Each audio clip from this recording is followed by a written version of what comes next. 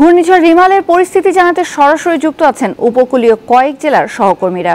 শুরুতেই যাব পটুয়াখালীতে, সেখানে আছেন সহকর্মী মোহাম্মদ ইমরান। ইমরান, জেলায় ঘূর্ণিঝড়ের ক্ষয়ক্ষতির কি খবর পেয়েছেন আপনি? তেমন কোনো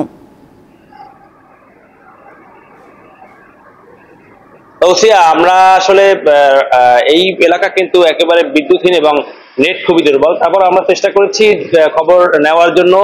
পটুয়াখালীতে কিন্তু এই ঘূর্ণিঝড় রিমালের প্রভাবে কিন্তু বেশ কিছু বেড়িবাঁধ বিধ্বস্ত হওয়ার আমরা খবর পেয়েছি। এছাড়া অসংখ্য বাড়িঘর কিন্তু বিধ্বস্ত হয়েছে এবং এখানের যে গতকালকে রাতে এবং গতকালকে দিনে কিন্তু জোয়ারের 2 দফা পানিতে বেশ কিছু এলাকা কিন্তু প্লাবিত হয়েছে। এই ভেরিবাঁধ ছুঁয়ে কিন্তু পানি ভিতর প্রবেশ করে প্লাবিত হয়েছে।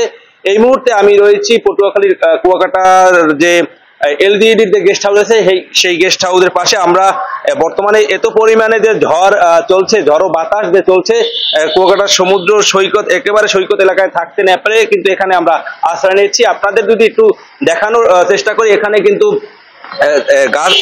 ঝড়ো হাওয়া বইছে এবং সেই সঙ্গে কিছুক্ষণ আগে কিন্তু এখানে ভারী বৃষ্টি হয়েছে এবং এখন কিন্তু গুড়ি গুড়ি বৃষ্টি হচ্ছে। আমি আপনাকে আরেকটি বিষয় জানিয়ে রাখি, এই ঘূর্ণিঝড় রেমাল মোকাবেলায় কিন্তু প্রশাসন অনেকটা তৎপর ছিল। গতকাল রাত থেকে যে সকল মানুষ বেড়িবাঁধের বাইরে বসবাসকারী ছিল তাদেরকে কিন্তু নিরাপদ আশ্রয় কেন্দ্রে নেওয়া হয়েছে। এই কলাপাড়া উপজেলায় কিন্তু প্রায় 13,000 মানুষকে কিন্তু এই নিরাপদ আশ্রয় কিন্তু নেওয়া হয়েছে, সেটা আমরা লক্ষ্য করেছি। এছাড়া গতকাল কিন্তু আমরা এই কুয়াকাটা সমুদ্র সৈকত এলাকায় টুরিস্ট পুলিশ, থানা পুলিশ, নৌ পুলিশ সহ প্রশাসনের সকল কর্মকর্তাদের কিন্তু আমরা তৎপরতা কিন্তু আমরা লক্ষ্য করেছি।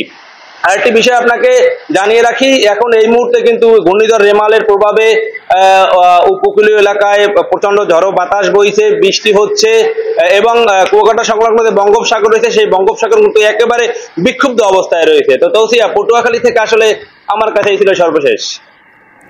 ইমরান, আপনি সাবধানে থেকে সংবাদ সংগ্রহ করতে থাকুন, আমরা আবার আপনার কাছে ফিরবো পরের সংবাদে।